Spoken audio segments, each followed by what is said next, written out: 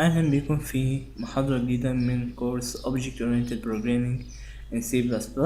إن شاء الله في المحاضرة دي هنتعامل مع Static Keyword، وفي بقية المحاضرات اللي جاية هنكون غطينا الكونسبت الخاص ب Static Word.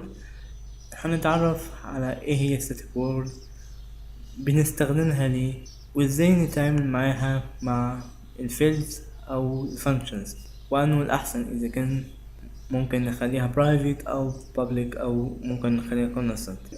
اول حاجة ايه هي static keyword؟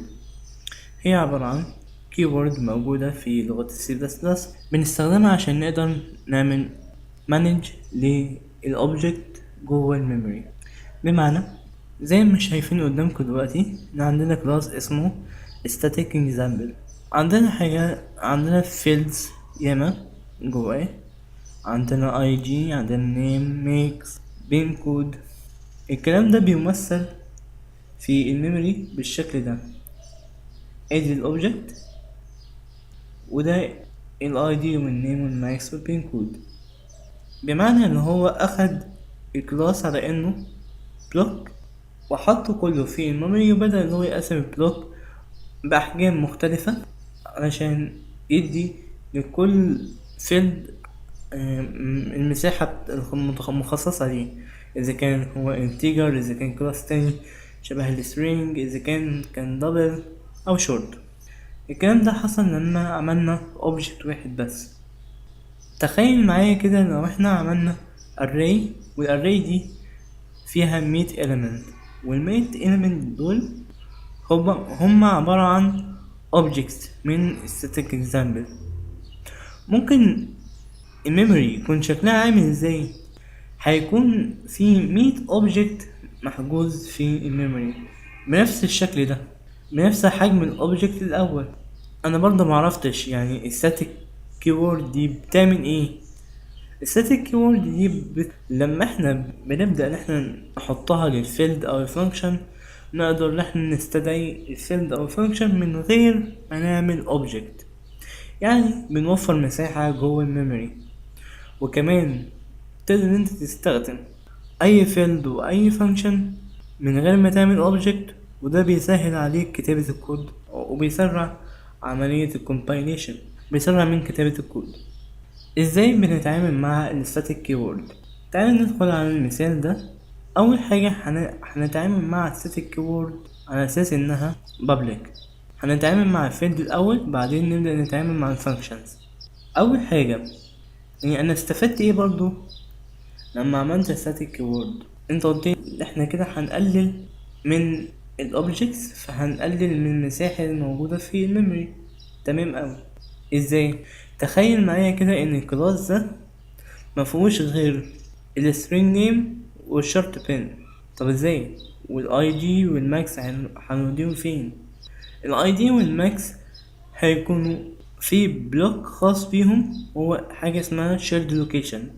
shared location ده تقدر ان انت تستدعي منه في اي وقت، ومهما ما انت استدعيت الاي دي من الشيرد لوكيشن مش هياخد مساحة جوه الميموري بنفس الشكل اللي انت كنت هتعمله لما تعمل اوبجكت. تعال نشوف ازاي بنتعامل معاه.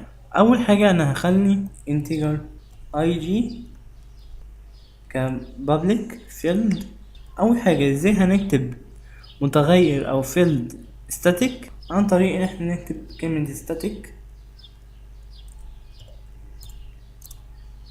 قبل نوع المتغير، اذا كان integer او اي نوع تاني.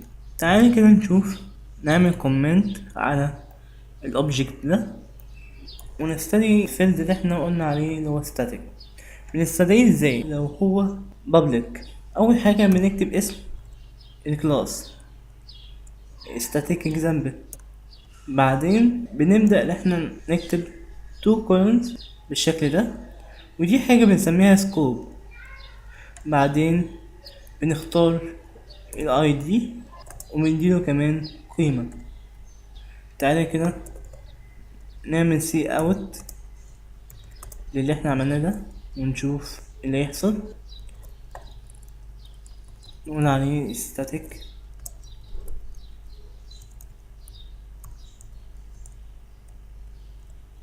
بعدين نكتب اسم كلاس 2 كولون علامة السكوب، بعدين نكتب ID. تعالوا كده نعمل بيلد.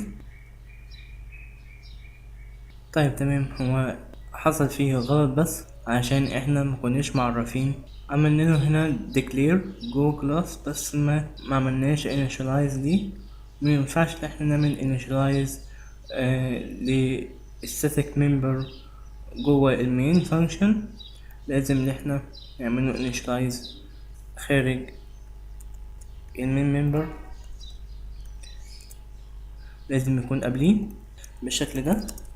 طيب تعالوا كده نعمل run لبرنامج عشان نتأكد اذا كان هو شغال ولا لأ ولا مفيهوش اي اخطاء تانية. نقفل الاباست ده لان هو برنامج بصراحة بياخد وقت طويل. تمام، طلع لنا static ID بيساوي 25، اذا البرنامج اشتغل.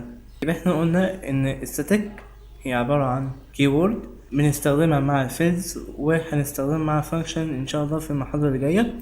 مع this pointer كمان هنعرف ازاي بنتعامل معاه، زائد انها بتوفر لنا في استخدام الميموري، لاننا مش بناخد instance من كلاس، احنا بنستخدم على طول الكومبوننت اللي جوه كلاس من غير ما نعمل objects ياما.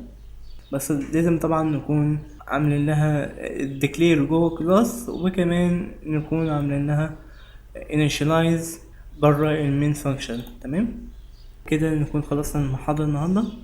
ما تنسوش اللايك والشير والسبسكرايب. اشكركم على المتابعة وسلام.